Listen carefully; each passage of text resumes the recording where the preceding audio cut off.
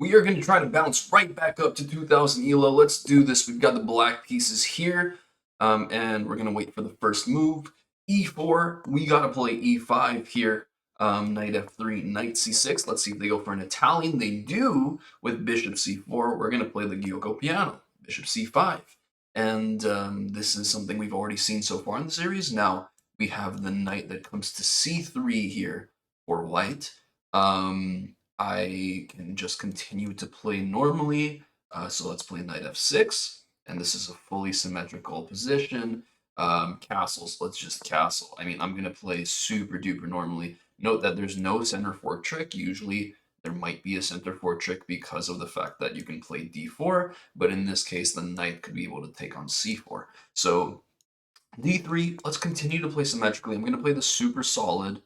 Now there's an idea to put the knight here on d5. So let me play h6 to see if the bishop's going to go back on h4. Now I can consider playing g5. We've got to make sure that there's no sacrifice here of the knight, so that they can be long-term pressure on my bishop, on my knight, sorry, and the knight d5 would be coming in soon, I would imagine. Here, I don't think it's necessarily a good move to sack the knight. It might be. It might already be. This seems like something that's fairly theoretical in nature. The problem is that after, like, for example, bishop e6 trying to prevent knight d5 takes, let's say, I have to prevent the move. Oh well, I guess queen g4 is not a thing. Let's see. Let's see. I mean, I know for sure I have to prevent this move. So I'm considering g5. I'm considering bishop e6. I could even consider knight e7, except for the fact that that opens up my king, so that's out of the question. I'm going to try to just play super safe here and go with bishop e6. This does give the opportunity for white to double my pawns, but I would argue that I'm addressing the threat, which is a little bit more important in this position. And note that these games have no increment, so I'm gonna try my best not to take too long during critical moments, because that time pressure does add up eventually. In the meantime, if you're here and you're not already subscribed to the channel, you can go ahead and do that for completely free. I try my best to provide hopefully instructive and educational content to all of you, and it's really my pleasure to do it. And so or if you would like to support me, this is the way to do it, and I appreciate it a ton. Let's go knight d4 here. So I'm trying to see if they want to trade these knights. If they take, I'm going to be taking with the bishop, trying to hit the knight on c3. I'm really just concerned about this move. Note that I could have taken the bishop. I don't want to do that because that would allow d5, knight d5 to come in later on. It's hard for me to stop that move, which is why I'm not taking the bishop. It would be really nice for me to be able to move this knight, which I should be able to do. I believe. Actually, I did it. I don't know what I'm talking about. Because I want to be able to push the c pawn. I want to be able to push the c pawn. That seems like it's important to me. Uh, in the present position. So being able to play like c6, d5, seems important to me. Here I can take if I take, they're gonna go rook b1, and then I'm gonna lose the pawn on b7. Although I would win the pawn on a3 if that's what they end up doing. So maybe I can just take rook b1, bishop takes on a3, and then I wonder if they can maybe try to trap my bishop somehow, but I don't think so because the d4 square is covered by my pawn. Let's go for this.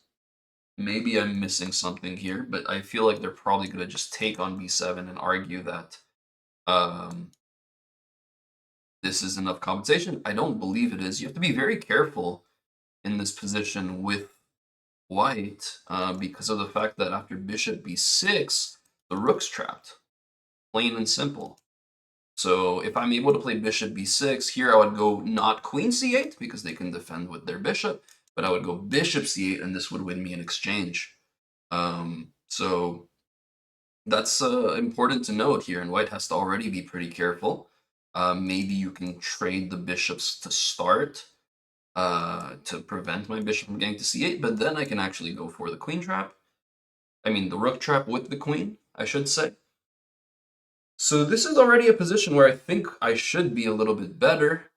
Here I can probably just take. I don't see why I couldn't just take. Not only can I just take the pawn, I can also go g5, followed by knight takes on e4, which should just be winning another pawn. And now we'll be up 2 pawns in this position. Unless if they go for the sacrifice, but that feels like it's unsound here. Knight takes pawn looks like it's free. I should just double check to make sure I'm not missing any checks. I don't see any checks in the live position. So we're going knight takes. And now I'm probably just going to take this bishop. I would imagine the queen's not necessarily threatening to do anything currently. So I'll just take the bishop. I don't see my knight going to a better square here. And yeah, we can maybe play like queen e7 and try to play on this e file. I could move the rook. I could also try to go for rook for f5. f5 is an idea. I should watch out for like infiltrations here. So maybe putting something on e7 just to be able to cover any checks. If I push the f pawn, I'll be able to do that, right? So this move is helping to prepare e4. e4 is not possible just yet because the knight and queen are both looking at the square. Okay, I should probably have paid a little bit closer attention to not see this move here, which is in retrospect very obvious. We'll play queen e6. I don't want to play queen f6 because it's blocking my pawn from pushing forward. I'm going to play queen e6 instead, so this covers the h6 pawn. It also puts pressure on the knight. It also allows me to play e4, which would be just a winning move in this position. Now, that's an annoying move. The threat is this pawn here. I don't have a good way of adding another attacker, so I might have to just play king h7, but this is getting a little dangerous, I got to admit. This is not how I wanted to be playing. I just got to make sure there's no checks, but my queen's already protected by the pawn on f6, so that's fine. If I can, I'll try to get a rook up to f6 as well. The pawn's on f7, I apologize. Sorry, let me just put my phone on Do Not Disturb. I'm just getting some notifications currently.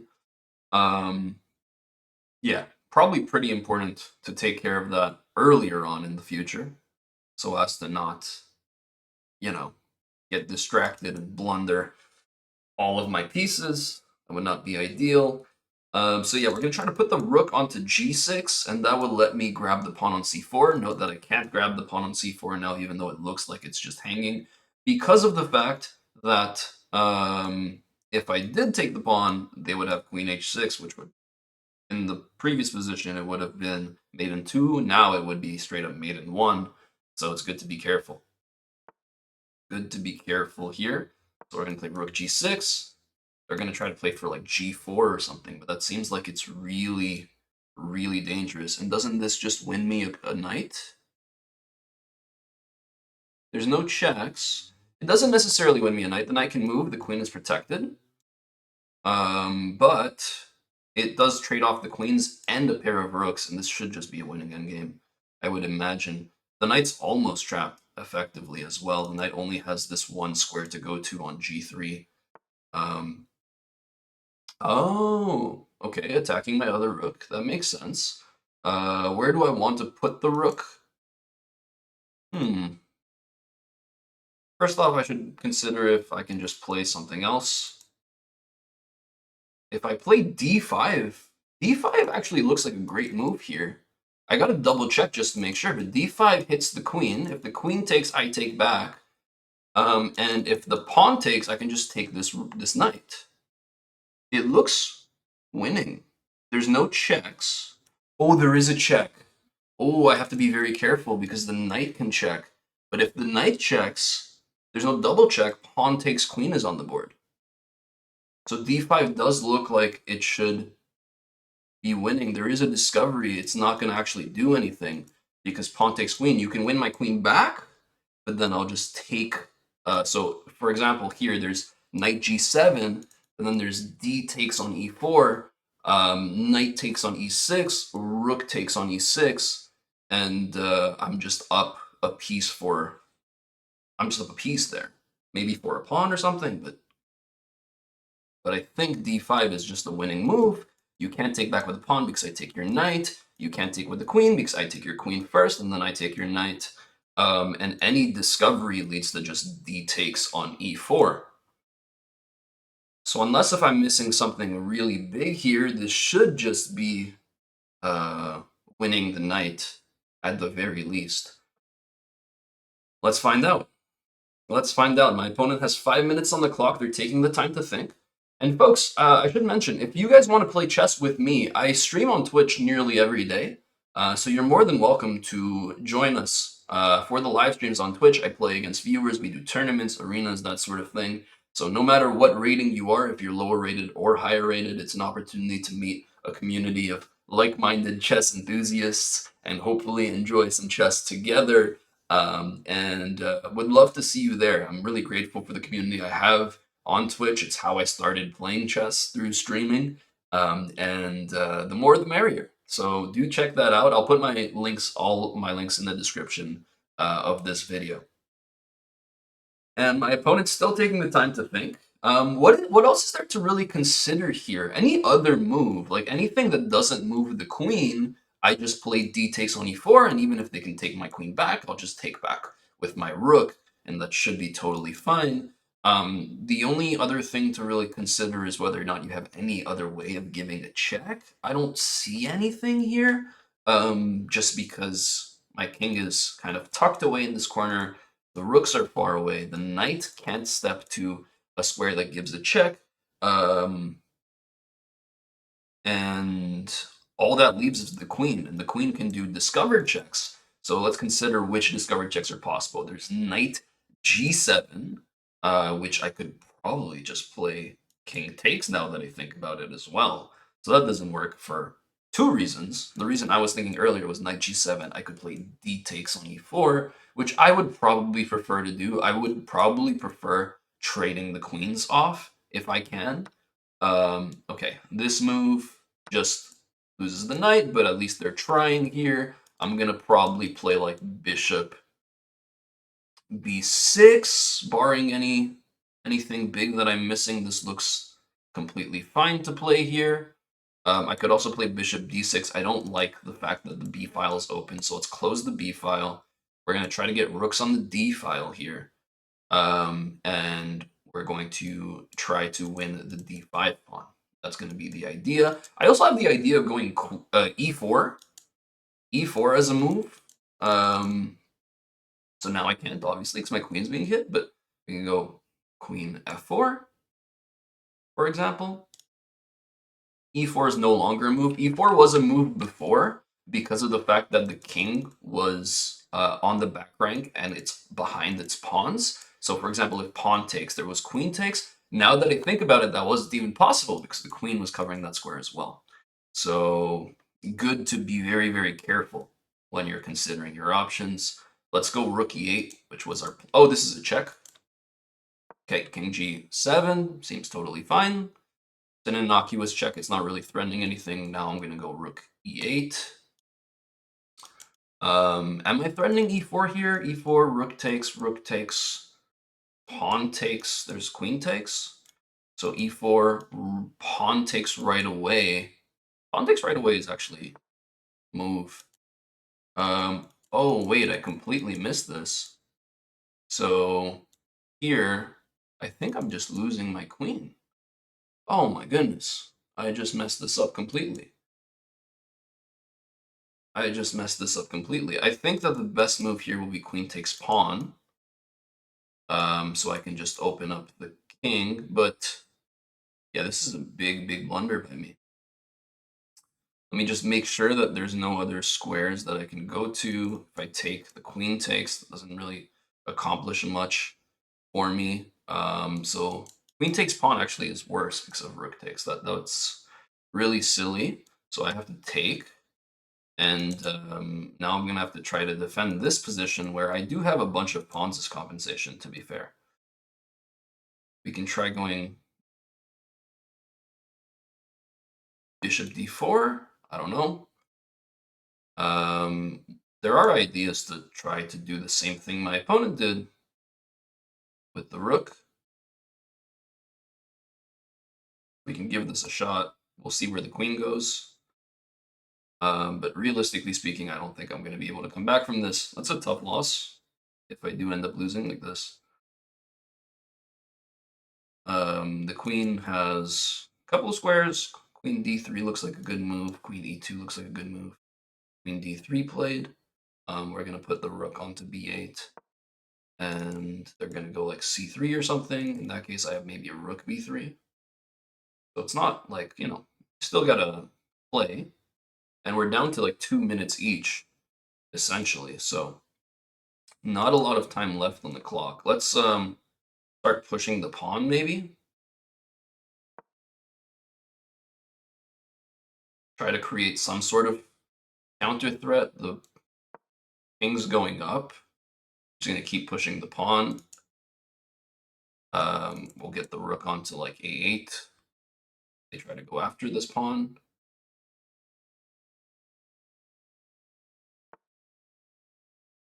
Okay. Maybe I'm going to just play... Oh, rook b8. Rook b2 would be a big blunder because of rook takes bishop, so I'm just going to play rook a8 here.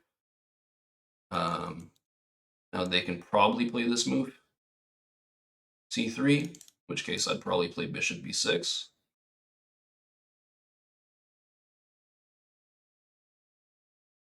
I got to try to flag my opponent. That's going to be the goal.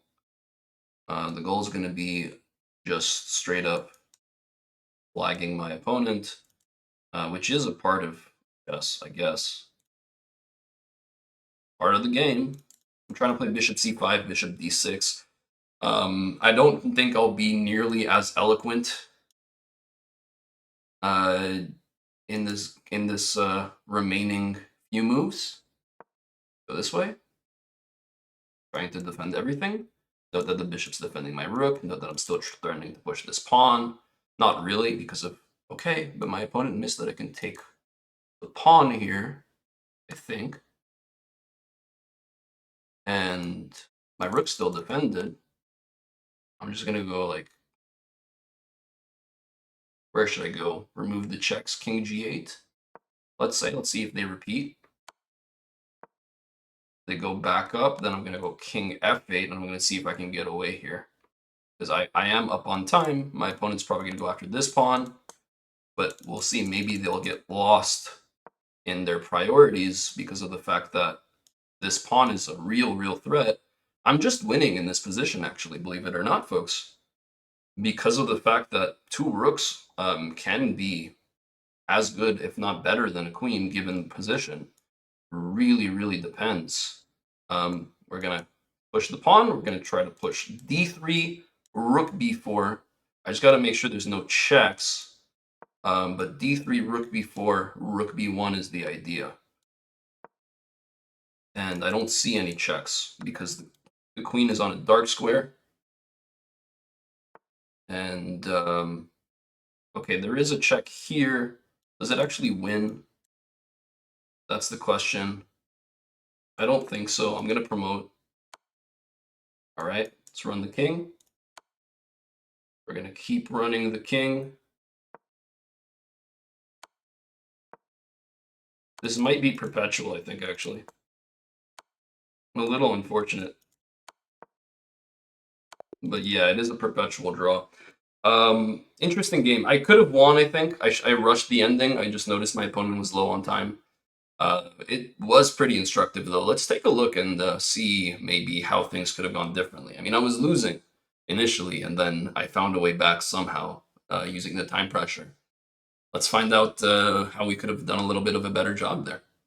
Okay, well, let's take a look at this one. So we started with e4, e5, and knight f3, knight c6, bishop c4, bishop c5. This is the Yoko piano position of the Italian. And we got a perfectly symmetrical game here. I decided to copy my opponent's moves, essentially, up until this point with bishop g5.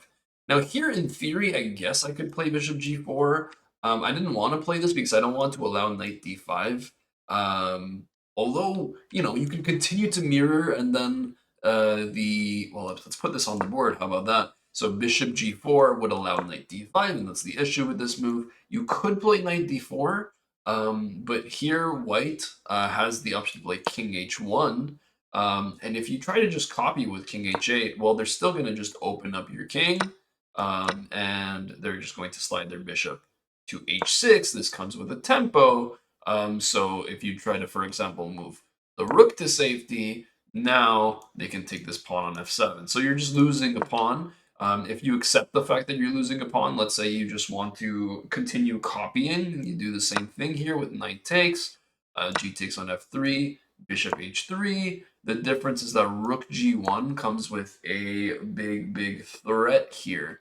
The king is just stuck on h8, and in pretty short order, I would imagine you're able to, at the very least, win this pawn on f7. Like rook g8 now, and you can just take the pawn on f7. And now if the rook takes, queen takes, you have to somehow stop queen g7 mate.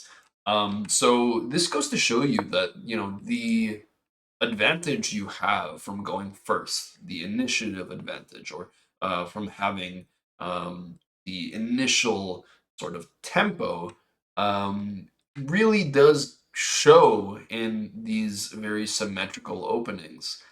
Even though you play the exact same moves and the position looks exactly the same from either side, because white goes first, white gets to apply more pressure.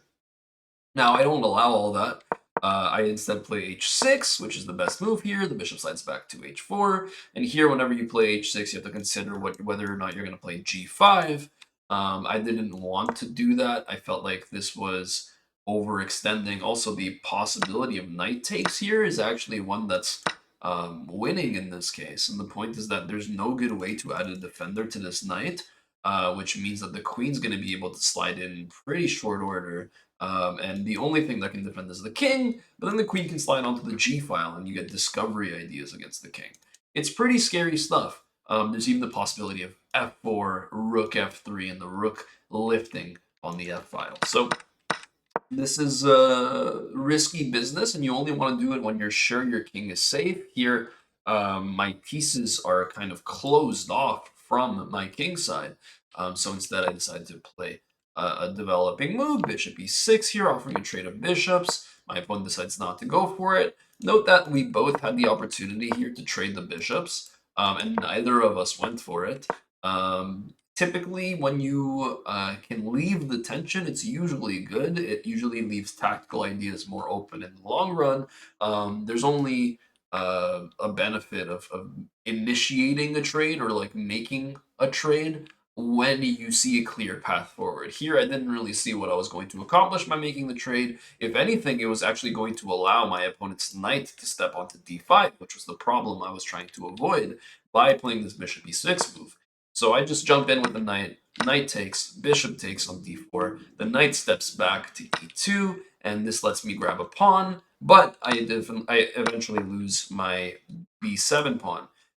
Here, I saw this, like, this is a very typical idea. When you take a pawn on the b file with the bishop, or on the g file, for example, usually the rook's able to step in and x-ray another pawn. So it usually ends up being a trade of pawns, but here, because the pawn is on a3, I'm actually able to take again. So my opponent would have been wiser to go rook a2 here and just accept that they're down a pawn, because this continuation leaves me with a weak pawn on d4 that's going to be an easy target. It's not going to be very easy for me to defend. And in the long run, the semi-open b file is going to be something that you get to work with without having to lose a second pawn on a3.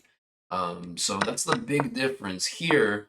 By going rook b1, they drop the pawn on a3, and now this rook kind of becomes a sitting duck. It's not really threatening to do too much, in the position. I just slide the bishop back. My plan was to go bishop b6 if they let me, and then queen c8. The rook would have just been trapped. So the rook slides back here, and here I had the opportunity to play bishop takes e4, which I do, and then g5. And I actually played this very well early on. I think here I might have missed a good move. F5, just grabbing more space on the king side and going towards my opponent's king with the pawns. F5 threatens F4. So F5, for example, let's say I just play a waiting move. Well, here I would have to move my knight to safety somewhere first, but then I could play F4. I wonder if here it would actually be any good or not. It does drop the knight. Okay, apparently it's a pretty bad move.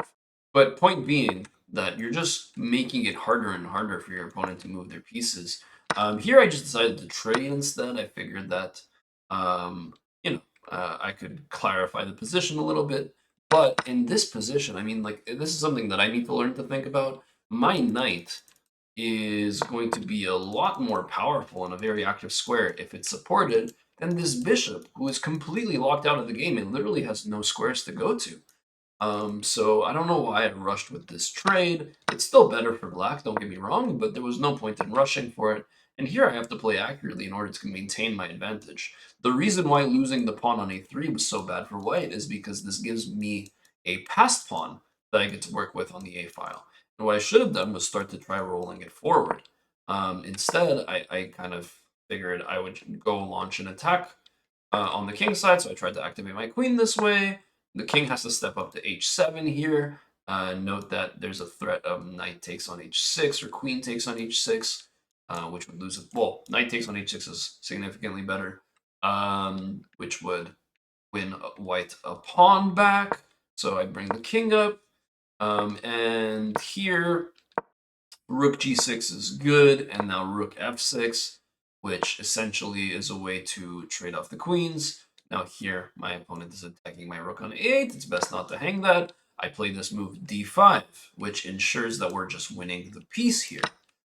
So this allows me to take on f5 without dropping the rook on a8, keep my bishop safe by sliding it backwards. And here, very soon enough, I made a big mistake, and this was just me not really thinking about what my opponent was doing. I didn't even think about what this move is actually trying to accomplish. I didn't stop for a second to pause.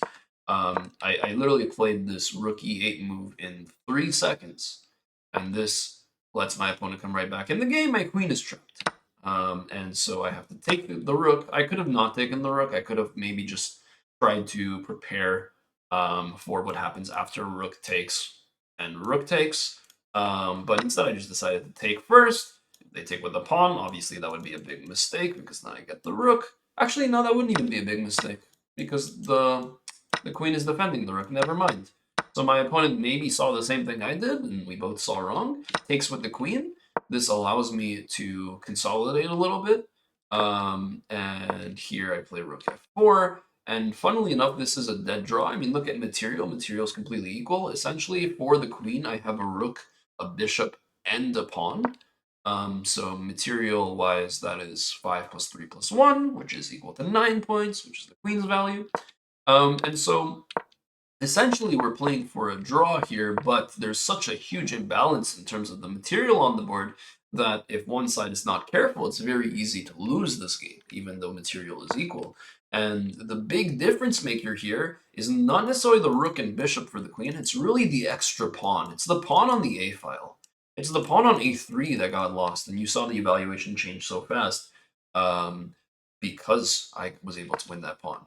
And here, I'm just able to roll the pawn forward, and my opponent finally realizes, oh, wait, it's not good to let that just keep going. Apparently, I had the move rook b4, which looks like it hangs a rook, but obviously the point is that afterwards there's a discovered check. I mean, there's a discovered attack on the queen after a check. And now you're up a pawn, but the pawn is decisive. Obviously, I didn't spot this move. I decided to just protect the pawn with my other rook. My opponent allows me to keep the pawn rolling in the long run. Here, I'm surprised I didn't play the move bishop c5. Actually, I'm not too surprised. I probably didn't want to lose this pawn on e5. But I'm probably more surprised, if anything, that I didn't just take this pawn, because it is a free pawn to take. Here, instead, what I did was I defended the pawn on c7. This allows a very nice tactic, and the tactic is rook takes on d4. The point is that if I take back with the pawn, oh, this move was played. Sorry about that. Rook takes on d4 is a brilliant move. My opponent played a brilliant move. The point is, if I take back with the rook, it's pretty obvious. Queen takes pawn, and there's a fork. The king and rook are forked. So I saw this move, and I said, okay, well, I don't have to take back with the pawn, with the rook. I can take back with the pawn. So that's what I did. I took back with the pawn. And then my opponent played the move queen e5 check, and you notice that the engine, the evaluation bar, just completely swings. I mean, look at that. Here, the critical move, and the reason why white is completely winning, and the reason why white was given a brilliant, is because there's the move d6. D6 is actually insane. It's a beautiful move. It's completely disregarding the fact that you just sacrificed the whole rook, well, an exchange, and it's just saying, like, how are you going to stop me from promoting this second pawn? Essentially, there's only one way, and it's the most miserable way in the world. You never want to do this. You have to give up a rook. You just straight up have to give up a rook. It's the only way. Anything else, any other attempt, I mean, how do you even begin to think of an attempt here after the move d6? There's nothing really to be done. Yeah, I don't see anything at all. Like, if you try playing rook f6, the pawn just goes to d7, and if you just try playing rook d6 or rook e6, nobody cares. Like, rook e6, just promote. You win a rook for a queen. But my opponent here ended up playing queen e5, and this does not find the d6 move that wins the game here. They're going for some sort of perpetual, and I actually blunder big time once again, because after queen h8 check and king e7, there's the move queen b8, which hits my rook, but also this pawn on c7. There's no way for me to keep the pawn. If I try to keep the rook, queen takes, and all of a sudden, d6, d7, and d8 is unstoppable. So a couple of chances that revolved fully around this pawn. My opponent missed these chances. And here I'm completely winning because the pawn on the a file is going to be one square away from promotion. And all I need to do is ensure that I can get the queen off of the square. So that's what I go for. The queen steps to f6, and I promote. And here, what I just didn't do enough was determine where I could avoid a perpetual check. And here I had 1 minute and 10 seconds, my opponent had 15 seconds. There's no excuse for the way I played here. This is a lesson learned for the future, to just be very careful where I step when I am avoiding a last gasp attempt at a draw. If I had gone king d6, my opponent would have eventually run out of checks. So, for example, queen e6 check, the king steps up to c5. Queen c6 check, for example, the king runs up to d4. And here, there's really just not much to be done. Queen c4 check, king goes to e3, and it's crazy. Like, the king is running all the way to the other side of the board. Queen e4 check, the king runs to d2, and all of a sudden, you're just left with next to nothing. Queen f4 check is the only check that works. The king goes to c2, and after queen c4 check, you can just block with the queen, I would assume. And this is the way out. Now, I did not even start to think about the path forward. I just thought, okay, you know what? What makes sense to me is I'll just run in the corner and then block with the rook. That's what I figured. But I just missed the fact that the queen c6 check stopped me from ever getting to the corner. And I'm just never able to get to the corner. Repeat moves, and this ends in a draw.